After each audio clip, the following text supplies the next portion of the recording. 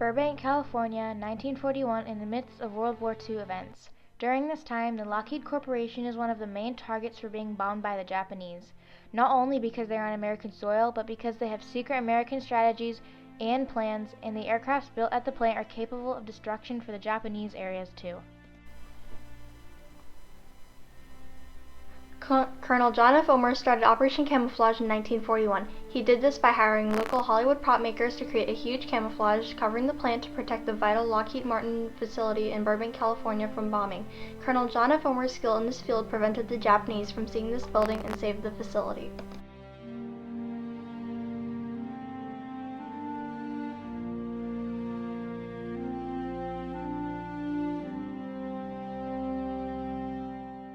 After the attack on Pearl Harbor, large American companies are scared that they will also be bombed just the same as the harbor.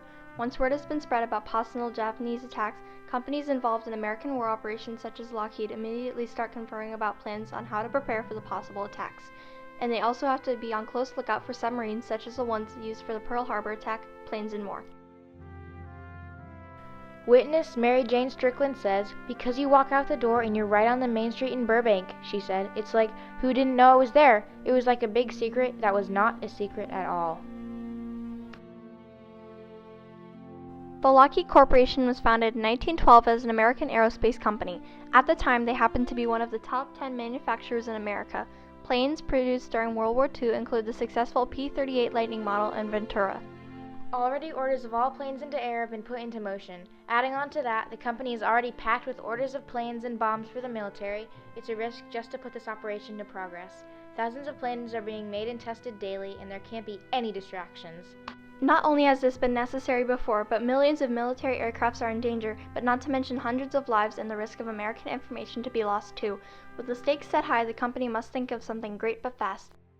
Stationed about 70 miles away, coincidentally at Engineer Camouflage School, Marchfield, California, Colonel John F. Omer was called to help the Lockheed Corporation make a plan to resist the bombing. Hoping his engineer and aerospace experience will keep the operation successful, he was brought into the operation. Coincidentally, John is a pioneer to camouflage with experience of deception techniques.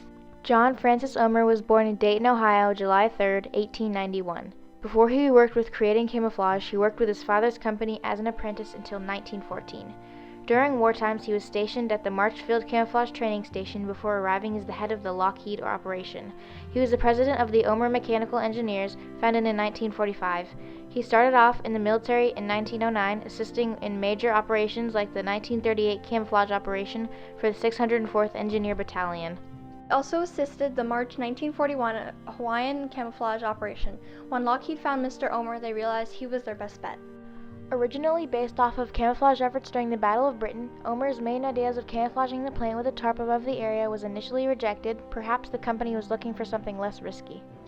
But in the wake of the attack on Pearl Harbor, Omer was given the power to do what he felt was best to help resist the plant from getting bombed. There were really no other option. The problem with the threats is it disrupts the successful pattern of production and may even decrease the amount of products made.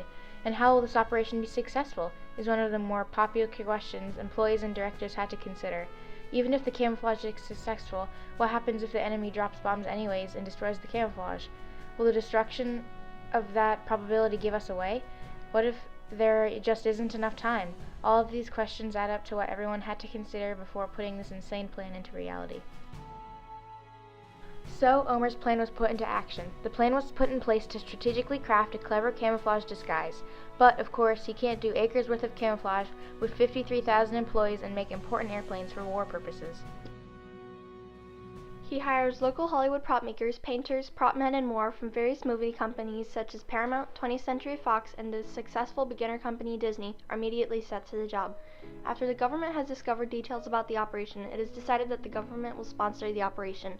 They are immediately set to work, and it's a successful start. The theme of the camouflage is to look like a farmland suburb. The painters and prop makers that were hired by Colonel Omers used lots of materials. They made fake trees and shrubs using chicken wire along with adhesive and feathers to add texture in sort of a leafy look to the camouflage to also add a look resembling to the alfalfa fields. The main material used is a stitched cloth material named burlap. With the camouflage needing to be maybe 34 air bases in total, it's necessary that the prop men are creative with the materials they use. Of course, they need the camouflage to look believable. They added many different things you would find in a normal California suburb, like fake cul-de-sacs, roads, houses, and more. They also positioned cars to add the effect of the camouflage as shown here.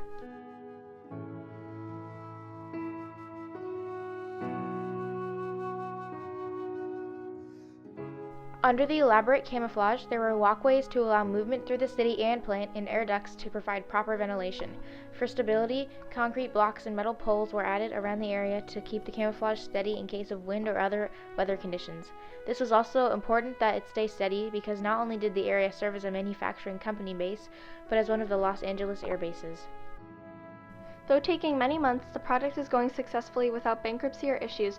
There is no known time for when the community will be hit, so that makes it extra important that they are on schedule and working productively. But unfortunately, from underneath, the camouflage looks bad in places, with plaster and goop leaking through, she said, and the bunkers seem too small to hold all the workers, says Miss Strickland, remarking the camouflage's flaws. Once it was nearly complete, Omer wanted to test the camouflage to know if it was convincing enough to trick the enemies. He had constant searches and sent War Department generals on flights about 5,000, maybe 30 feet up above ground. He asked the general to find the plant, and all that was reported was an ordinary California suburb. Though seeming from above as a kickback suburb for Californians, about 33 feet below, employees and families are prepared for impact with bomb shelters and volunteers on the lookout armed with guns. Also, they are still working for military and production, even to complete orders of engines, making a total of 19,000 aircrafts during wartime. With a close lookout set, officers are sent up while progress is being made to continuously check if they are running on track. After a few weeks, the excruciating progress is finally near completion. But it's not time to celebrate quite yet. Even though the making of the camouflage is done, the real test is now. All the base can do is wait for impact. Many of the finishing touches are being continuously added on during this time. One employee with the name Bob Klinger worked during this time of this operation. It had been a well-known plant before the war began, so I guess they figured, oh well, the Japanese know it's here, but we'll camouflage it and they won't be sure what they got, Klinger says when he describes the operation. Another employee with the name Mary Jane Strickland worked at Lockheed during World War II in the plane assembly line, specifically working on assembling P-38 aircrafts. Well, we did think it was all sort of funny, Mrs. Strickland remarked. It was not until years later that she saw photos of the operation and came to appreciate it, says the Daily News in the interview. It was often said that if anything got past the security, it would be a miracle, said Strickland, a founder of the Burbank Historical Society. She worked at a nearby facility, but that area was never camouflaged. I didn't know quite why, she says. I didn't even notice it too much, Klinger says when talking about the camouflage. It seemed we were pretty busy doing our own thing, Klinger continued. This quote from Mr. Klinger lets us know how natural the camouflage must have looked. After holding up the camouflage for months, the attacks are no longer a threat to Lockheed. Eventually, the life-saving camouflage is taken down carefully, and the events in 1941 go down in history as one of America's greatest war efforts during that time. Now, one of the camouflage pieces remains in an American museum. In conclusion, Operation Camouflage was a successful operation that shaped the camouflage world. Colonel Omer and the Lockheed Corporation took a stand against the Japanese instead of just letting the corporation get bombed.